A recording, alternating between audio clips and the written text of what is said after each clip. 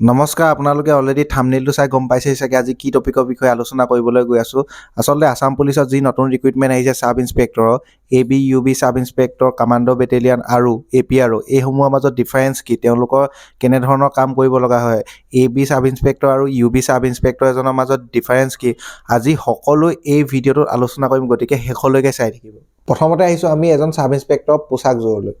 এজন sub inspector আমি দেখিলে কেনেধৰণে চিনি পাম যে তেওঁ এজন ছাব ইন্সপেক্টৰ হয়, পোছাকযোৰ দেখি পিনি আমি আচলতে পোছাকযোৰ কথা ক'বলৈ বিচাৰিছোঁ।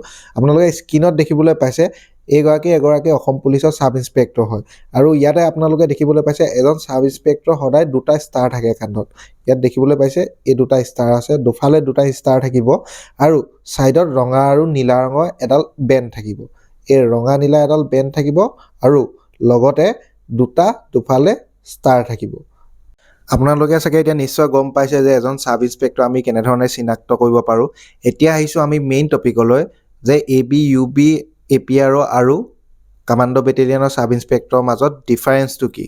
প্ৰথমতে আমি আলোচনা কৰিম AB আৰু UB ছাব ইন্সপেক্টৰৰ বিষয়ে। AB আৰু UBৰ মাজত পাৰ্থক্য কি আচলতে। AB মানে হৈছে আৰ্ম ব্ৰাঞ্চ আৰু UB মানে হৈছে আনআৰ্ম ব্ৰাঞ্চ, অৰ্থাৎ যিখিনি পুলিচৰ ওচৰত আৰ্মছ বা অস্ত্ৰ থাকে তেওঁলোকক আৰ্ম ব্ৰাঞ্চৰ আণ্ডাৰত ধৰা হয় আৰু UB পুলিচৰ ওচৰতো আৰ্মছ থাকে, কিন্তু কিছুমান স্পেচিয়েল কণ্ডিশ্যনতে তেওঁলোকে আৰ্মছটো ইউজ কৰিব পাৰে। এতিয়া UB মেইন কামটো হৈছে আমি নৰ্মেলি এখন থানালৈ গ'লে যেতিয়া তেওঁলোকে কেছ লিখে, কেছ ৰেজিষ্টাৰ কৰে, তেওঁলোক UB পুলিচৰ আণ্ডাৰত আহে। তেওঁলোকে সেই UB পুলিচখিনি আচলতে সেই থানাখন চলাই থাকে। আৰু ABও ভাগ আছে, AB পুলিচখিনিও আমি ভাগ আছে, আমি সেইখিনিৰ বিষয়েও কম। এখন থানাত কেৱল UB পুলিচে থাকিব যে তেনেকুৱা কোনো কথা নাই। থানা এখনত APRO, AB, UB বিভিন্ন ধৰণৰ পুলিচ থাকে।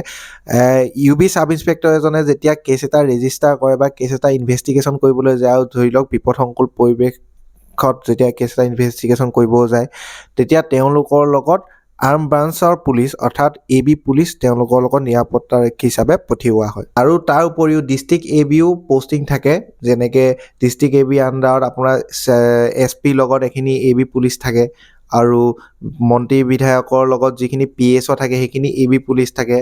আৰু তাৰ উপৰিও পেৰামিলিটাৰী ফ'ৰ্চ যেনেকৈ APBN আছাম পুলিচ বেটেলিয়ান সেইখিনিও AB পুলিচেই হয়। এতিয়া আহিছোঁ এডুকেশ্যনেল কোৱালিফিকেশ্যনলৈ। ছাব ইন্সপেক্টৰ AB আৰু sub inspector UB educational qualification প্ৰায় একেই। আপোনালোকক চিম্পলি ছাব ইন্সপেক্টৰ AB, UBৰ কাৰণে গ্ৰেজুৱেশ্যন লাগে, যিকোনো ষ্ট্ৰীমৰ হ'ব পাৰে, আৰ্টছ, ছায়েন্স আৰু কমাৰ্চ। এতিয়া আমি আগবাঢ়িছোঁ কামাণ্ডো বেটেলিয়ানৰ ছাব ইন্সপেক্টৰৰ বিষয়ে। কামাণ্ডো বেটেলিয়ানৰ ছাব ইন্সপেক্টৰৰ ড্ৰেছযোৰ কিন্তু আমাৰ ব্লেক কালাৰ হয়। আপোনালোকে স্ক্ৰীনত দেখিবলৈ পাইছে ওপৰত এজন ছাব ইন্সপেক্টৰ হয় কামাণ্ডো বেটেলিয়ানৰ আৰু এখেতৰ ড্ৰেছযোৰ ব্লেক কালাৰ হয়, কিন্তু কান্ধত একেই ৰঙা নীলা ৰিবন থাকিব আৰু দুটা ষ্টাৰ থাকিব। কামাণ্ডো বেটেলিয়ানৰ মেইন ডিউটি হৈছে আপোনাৰ এক্সট্ৰিমিষ্ট ধৰা, বৰ্ডাৰ লাইন এৰিয়াত তেওঁলোকৰ পষ্টিং বা বিভিন্ন ধৰণৰ মানে অপাৰেশ্যনেল টাস্কৰ কাৰণে কামাণ্ডো বেটেলিয়ানসমূহক তেওঁ ৰখা হয়। আৰু সেই গ্ৰুপটোৰ এটা প্লাটুন যেতিয়া থাকে কামাণ্ডো বেটেলিয়ানৰ, এটা গ্ৰুপক এজন ছাব ইন্সপেক্টৰে লিড কৰে। সেয়াই হৈছে কামাণ্ডো বেটেলিয়ানৰ ছাব ইন্সপেক্টৰ ডিউটি। ফিজিকেলটো অলপ টাফ হয়, যেনেকৈ ছাব ইন্সপেক্টৰ AB, UBত 1600 মিটাৰ দৌৰ মাৰিব লাগে 7.5 মিনিটৰ ভিতৰত, কিন্তু কামাণ্ডো বেটেলিয়ানটো অলপ টাফ হয়, কিন্তু তাত আপোনালোকে 4.8 কিলোমিটাৰ ৰানিং কৰিব লাগিব 19 মিনিটৰ ভিতৰত।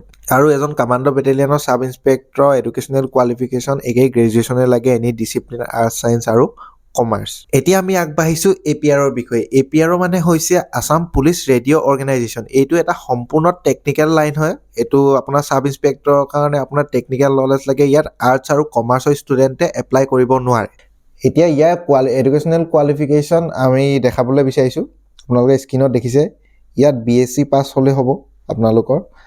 Electronic science, IT, computer science 10+2+3 ডিউৰেশ্যনত আপোনালোকে কমপ্লিট কৰিব লাগিব, অথবা আপোনালোকে 3 years ডিপ্ল'মা পলিটেকনিকেত কৰিব পাৰে, ইলেক্ট্ৰনিক্স, টেলিকমিউনিকেশ্যন, এই information technology, instrumentation, computer engineering, computer science, এনেকুৱা ধৰণৰ আপোনালোকে কিছুমান ইয়াত দেখিবলৈ পাইছে।